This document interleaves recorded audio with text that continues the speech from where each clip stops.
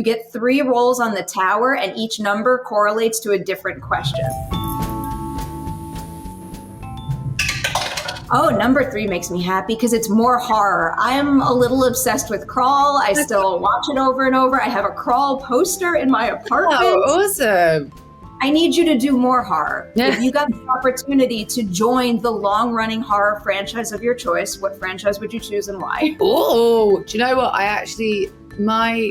My parent growing up would always let me watch really kind of movies that were completely inappropriate for my age. But so I grew up watching stuff that I really shouldn't have. And I have this vivid memory of my 8th birthday party. I had a sleepover and we all watched The Exorcist, and it messed up everyone, obviously, because we were 8. But it stuck with me from a filmmaking standpoint. And so I would like to do something in that world. Did you hear the recent Exorcist news? No, I haven't. They're making a new one, and one of my favorite filmmakers on this planet is spearheading it. Now I feel like I need to manifest you being in that movie. Yeah. Mike Flanagan is doing it, and I just have all the hope in the world that he's going to crush that movie. Well, there you go. I mean, I really loved learning about horror filmmaking on Crawl. It really fascinated me. So much of it is to do with timing and camera angles, and it's a whole new way of working, and I had the best time doing it. I really loved it, so I definitely wouldn't say no. All right, you have your second roll on the tower now. This one we're calling Old and New.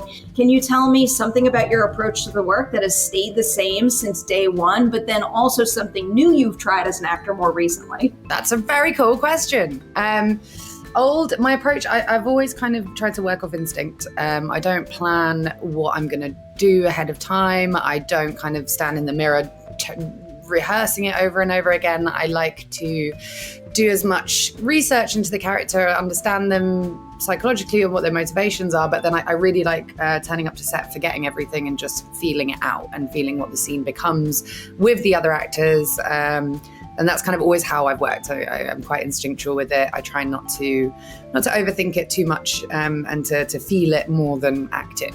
And then something new that I've tried, I don't know. I mean, for The Gentleman, I had to learn to stand in heels for 18 hours a day. That was new. It's a lesson I would refuse to learn. Yeah, exactly. I was like, oh gosh, no matter how cute these shoes are, I don't ever want to wear them again. No, style-wise, I kind of have my way of doing it, and I've always loved that. I've always felt comfortable with it. I was discussing, I'm doing a movie with Josh Gad at the moment, and he runs lines the day before, and he kind of really has to learn it very far in advance. And I was explaining to him that with my dyslexia, I have to learn it right before the scene. So I learn my lines through blocking so that I can associate it with movement and where I will say different lines within the room and what's going on. And it needs to be very fresh in my brain, otherwise it disappears. Oh, that totally makes sense. And I love the idea that you know your style, you know your approach, and you hold tight to it because it works for you. Yeah, I mean, I'd love to try new things, and yeah, every actor brings something else to the scene, and that's really cool. I mean, a new thing that I'm definitely really kind of exploring is the comedic side of acting, and having done a little bit of that with The Gentleman, kind of learning the beats and timing with that, I'm really enjoying it. I'm trying to feel more confident in doing that in other projects. And the project I'm working on at the moment with Josh Gad is a comedy, and he's obviously a comedy genius, so I'm getting to kind of watch him do it and try to keep up. And I'm learning new skills from him every single day. One of the best to learn from right there. All right, roll 3 of 3. Now number 2. Number 2 is... Oh, I'm excited about this one. So whenever I prep for a Collider Ladies Night, I do a little bit of Instagram stalking. Oh, God. And one thing I saw on your Instagram is, I feel like it was like a year ago, you took your first golf lesson. And now I need to know, have you stuck with it? And if so, how is it going? I love golf. I had no idea I would love golf. I love it. It's aggressive, but like calm. You're in nature. You can drink at the end of it. It's like it's an amazing sport. I actually did that for The Gentleman because there was a scene where we go golfing, and I asked if I could get a golf lesson so that I didn't look like a fool with the stick or the club. See, I called it a stick. And they kind of very kindly got me a pro lesson with a pro dude for like 2 hours, and I fell in love with it. I was instantly like, oh my God, this is my thing now. So yeah, I'm going to be a golf chick, 100%. And now I get it. I'm like, that's where all the men make all the business deals and stuff. I'm going to be a part of that. I'm going to keep up with them. What's like your greatest asset in the game? Where do you thrive the most? Is it like the long game, the short game, the putting? I've gotten really good at that because once you learn the skill of it, it's just I love the piece of it. I love the focus. I think again, it has a lot to do with how my brain works. I can't like meditate. I have to be doing stuff to relax. So I have to be cooking, or I have to be really, really focused on something. And I find it so peaceful just really focusing on it. And I swear and I like scream and it's fun. I like that you just said that, because now the next time I hit the course, I'm going to feel better about my swearing when I hit the street. Yeah, that's the only bit of golfing that intimidates me, that the environment is quite like, there's a lot of rules and I'm not very good at following rules. What's up, everyone? Welcome back for our brand new edition of Collider Ladies Night. I am so excited to welcome Kaya Scodelario to the show. For the gentlemen, congratulations. Thank you very much. I was pleasantly surprised by the show. Not that I didn't expect something of this quality from all of you and from Guy Ritchie, but I feel like anytime we hear about a movie being adapted to another format, or any story for that matter, swapping formats, it always comes with like apprehension. Like, I don't know if you could do it and raise the bar, but it feels like you guys do it big time here. Oh, thank you. Yeah, I mean, I was quite apprehensive about it as well, having been a fan of Guy Ritchie's for a very long time, but also very aware that the Guy Ritchie universe tends to skew in a much more sort of masculine dominated way. And so I was quite anxious to know what their plans were for Susie. I kind of wanted to make sure that she really was going to be an integral part of the story. And kind of when I kind of had the reassurance about that, I was really, really excited. I thought, God, how cool to get to bring the first time we really get to explore a female character in this universe in depthly, because we have the time, because of it being in a TV format, having that kind of luxury to get to know her and explore her was very exciting for me. What is the movie you watched, performance you saw, personal experience you had, whatever it may be, that first made you say to yourself, I have to be an actor? I was 10 years old and I went to a Catholic primary school, which is our elementary school.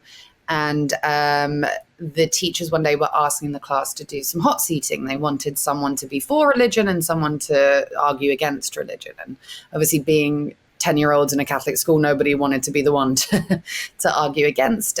But I felt this overwhelming urge to put my hand up and say, I'll do it. And I just remember the feeling of sitting there and improvising and the buzz that I got from it. And I was a very, very shy child, like painfully shy.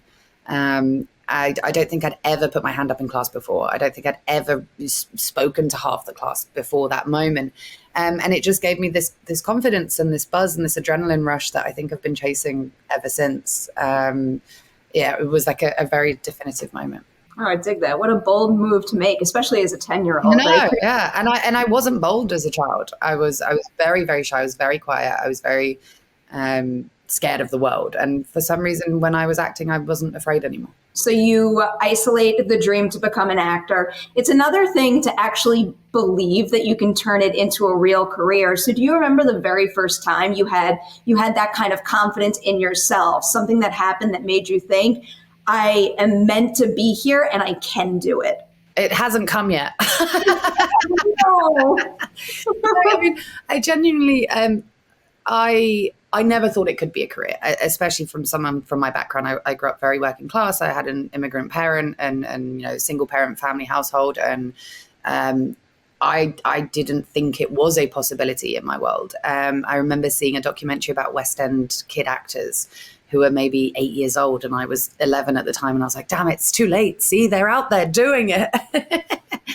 And then when I started working on skins from a very young age, and I was very lucky in that ended up being successful, and I have been able to build a career from that since. But I don't know if it's like an immigrant parent mentality, but I still want to work all the time, and I'm still terrified of it disappearing. I don't think that I'll ever have a moment where I sit there and go, okay, I've made it.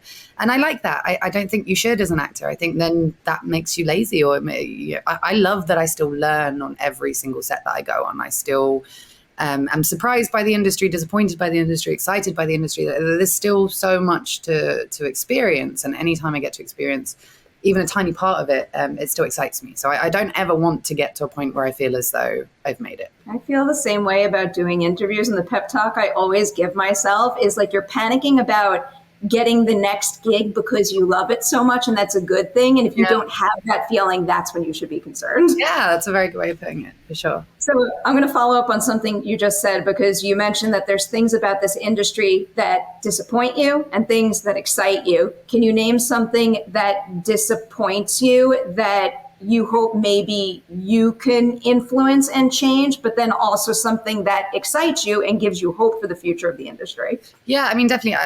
I've realized that I've been on set since I was 14. So I've been doing this for 17 years now. And I've kind of really seen the mechanics of how a set is run. And I still think that it's disappointing that we still push our crews to work 16, 18-hour days and then expect them to drive home.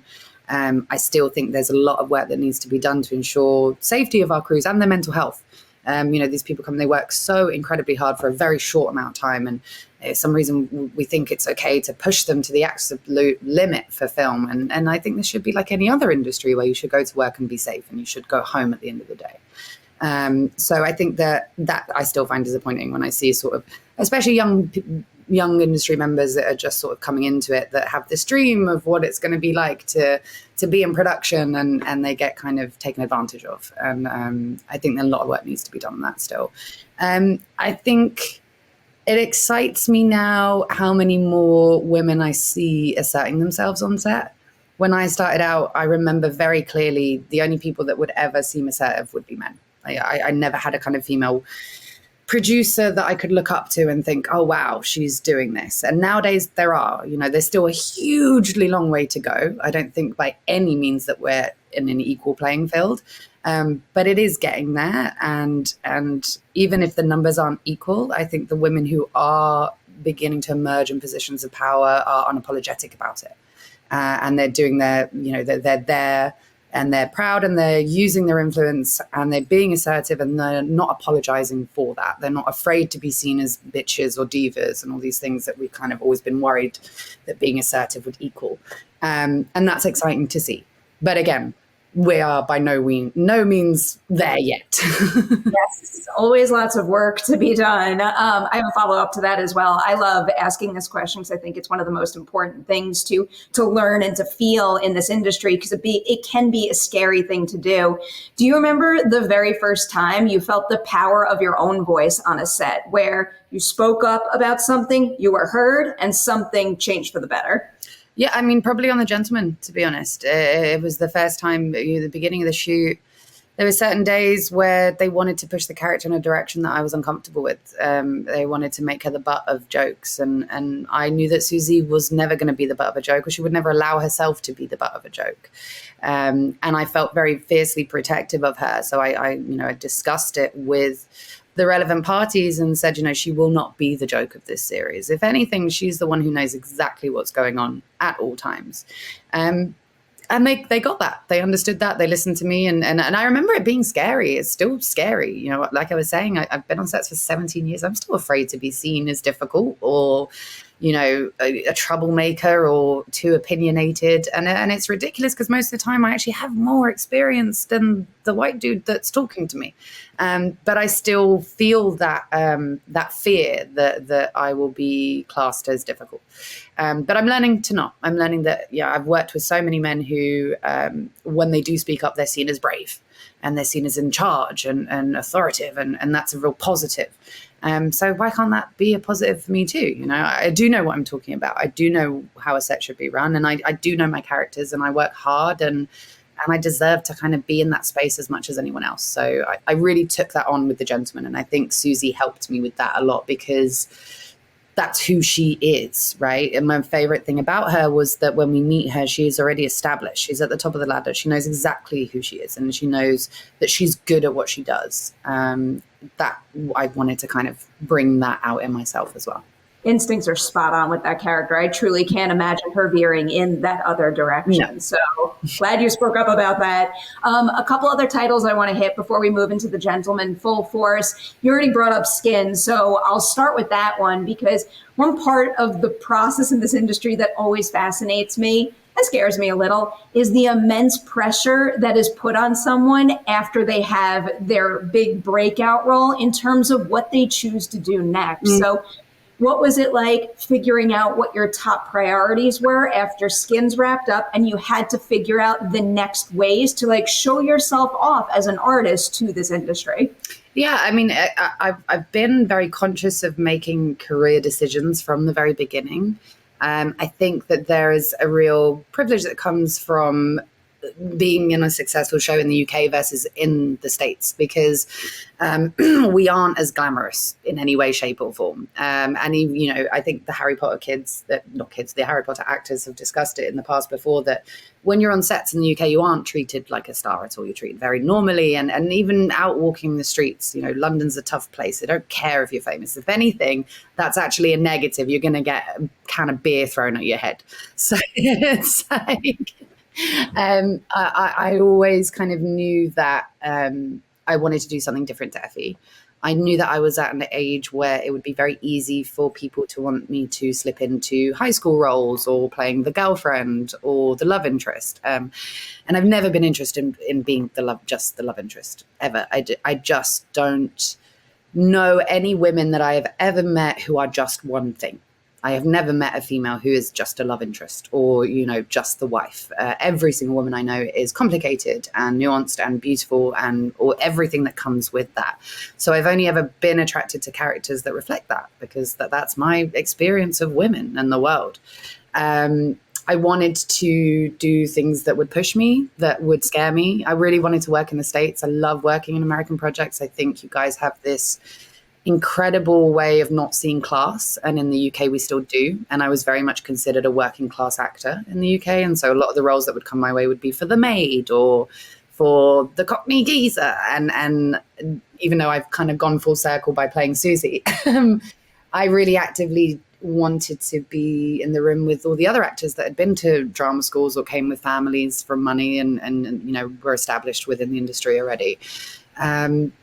So it was an active choice to always do different things. I love movies. I love still genres. I love that it's all crazy and weird and different and nostalgic. And so, yeah, give me a horror film. Yeah, give me sci-fi. Give me aliens. Give me mermaids. Give me ice skating. Like anything, I can find something exciting about that. The variety in your filmography is really one of the most exciting things to see, because it is not easy to progress through this industry without getting boxed into the first thing everyone sees you do and sees you do well. So that's always very impressive to me. I was lucky to have a team that really supported that as well. I think it's important. It's something I say to young actors when they're starting out is make sure you're happy with your team. Make sure that you have people that you feel like you can really be honest with on the other side of the phone, and you can say, hey, I don't want to do roles like this, or I'm actively more interested in this kind of thing. And having that communication is really, really important. And sometimes when you're young and starting out in the industry, you know, your agent can seem quite scary. They can seem like this weird parental figure that you're worried about upsetting. I know I felt like that a lot when I was young. And then I realized that they are co-workers, and that, you know, if you want to build a career and if you want to actively take it in a certain direction, that they're the people that are right there with you, and you need to be on the same page. So true, so true. So I need to hit one specific title because I'm a little obsessed with this franchise, Maze Runner. Yeah. I love those movies so much, and I know they did pretty well, and they got a big fan base. I feel like all three of them deserved way more credit than they ever got, though. Wes is amazing. I love this ensemble. The one particular idea I want to zero in on with that is, I believe that was the first time you got the opportunity to expand a character over multiple films. And I'm curious, how does playing a character in multiple films compare to growing a character over multiple seasons of a TV show? Yeah, it's really interesting. It's definitely a different sort of method of working. You have to be a hell of a lot more patient because, you know, movies take so much longer to happen. And to be honest, I was lucky in that the Maze Runner were obviously a series of books. So I knew that Teresa's arc was going to be interesting. Had I probably had the script for the first film with no context, I would have just seen her as the girl in a group of guys, and I maybe wouldn't have been as excited for her. And this is controversial because everyone hates that she betrayed them, but I loved that about her. That was what the hook for me playing that character was. It was exploring, you know, how do you put your friendships aside for the greater good, or how do you negotiate what you believe in versus what your tribe believes in, and how can you separate yourself from that because you feel as though you have to. I thought there was really interesting messaging in those films, and I'm really proud of them. I know the boys were as well. We had the time of our lives filming them. It was probably the happiest set I've ever been on. They're still some of my closest people in the world. I love them dearly. Wes is a genius. We all knew he was going to be a genius from day one. And it's so great to see him continuing to do all that. And yeah, Teresa, for me, I knew that I'd have to be patient to get the full arc of her. And I guess it ended up being about 5 years. But to me, there was something really interesting about playing her, despite kind of most of the world hating her. Oh, please. If a character isn't complex and doesn't make a decision at some point that rattles me, they're probably not interesting and engaging. And I'd rather pass on that anytime. Exactly. All right, jumping into an especially interesting character here, let's talk a little bit about Susie Glass. So one idea that I've gotten a little obsessed with, because someone recently brought this up on Ladies Night, and I kind of love the thought, is they mentioned that when they start a new show, one of the most exciting things as an actor is starting with a character and feeling a little unsure, but then doing that scene where you feel in your bones that, like, I get this character now. So I'm curious, did you have that with Susie? And if so, with what scene? For sure. I mean, yeah, 100% actually. That's an incredible way of explaining the experience of playing her, because also with Guy's style, it's all very fast on the day, right? You get to set and he throws the script out. I'm not sure he ever even reads the scripts, to be honest. Maybe he does. I don't know. But when we get there, we're not doing what was in the script. We're doing something completely new, and it kind of pops into his head in the moment, and he'll be behind camera sort of telling you what to say, and you have to figure out if that feels correct, but also, you know, act whilst having this booming voice in the background telling you what to say. And it's a very chaotic, crazy set to be on, in a healthy way. But I would go home most evenings and go, I have no idea what I shot today. I have no idea what I've done. I have no idea what's going on. Everything is out of sequence. I don't know. And then there was a day where Theo and I had a scene in the boxing office, in Susie Glass's office. And it's basically her laying down the law with him for the first time, where she explains the structure of the business. And in a very polite Susie Glass way, tells him that she is the one in charge and that he's going to have to fall in line.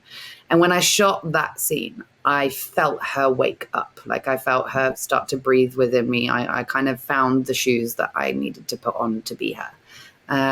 It's the idea that there's all this kind of stuff going on in the Guy Ritchie universe around her that is a little bit mental and a little bit crazy and a little bit over the top and sometimes comedic and sometimes quite dark. But there's a steadiness that she has to have, that she needs to be in control at all times. And even when the world is imploding around her, she still has her nails perfectly done and her high heel shoes on and her outfits picked out. And that's her control. That is her power. And I felt that in that first scene. Okay, I have to follow up on that. So she always looks perfect. She always carries herself with confidence. She has to have this, I guess, kind of a bit of a facade in order to maintain control and authority over this operation. So it was making me wonder, is there a particular scene in season 1 that you would say is the most honest look at Susie we get, where it's like her to her core when she gets a moment to maybe take a breath and not have to, in a sense, perform for all the people around her? Yeah, it's interesting. I was really looking forward to finding those moments. And we had to be quite patient with that, because the train ride that they're on from the beginning is quite specific. So she does hide behind the outfits and the cool, calm exterior for quite a long time. And then when we progress into kind of episodes 6, 7, 8, we do start to see those vulnerabilities and those cracks. And for me, the scenes where she's with her dad working, when I was working with Ray Winston, were when I really kind of felt like I could show the little girl in her, the child in her. I think even as adults, no matter what age we are, there's always a moment when we're talking to our parents where we revert back to being a child, right? We're just not as patient with them, or that something happens where we'll sort of make a sound that is a sound we haven't used since our childhood. And I think Susie has that moment only with her dad. It's the one time. Even with her brother, she's quite in control because she's very protective of him. Her father is the only man I think she lets see her cry ever. And so that to me was the important moment in showing her vulnerability was with him. That's such a relatable idea, especially with Father's Day tomorrow. Now I'm thinking about it. I have to ask you about working with Theo. I got a 2-part question about working with him. Can you tell me something about him when you first met him that signaled to you, we are going to be good scene partners? But then I also want to know something he did along the way that made you think, like, I knew you were good, but I never realized you were capable of that. Yeah, I mean, Theo and I kind of got on immediately, which is always great and a relief because it doesn't always happen.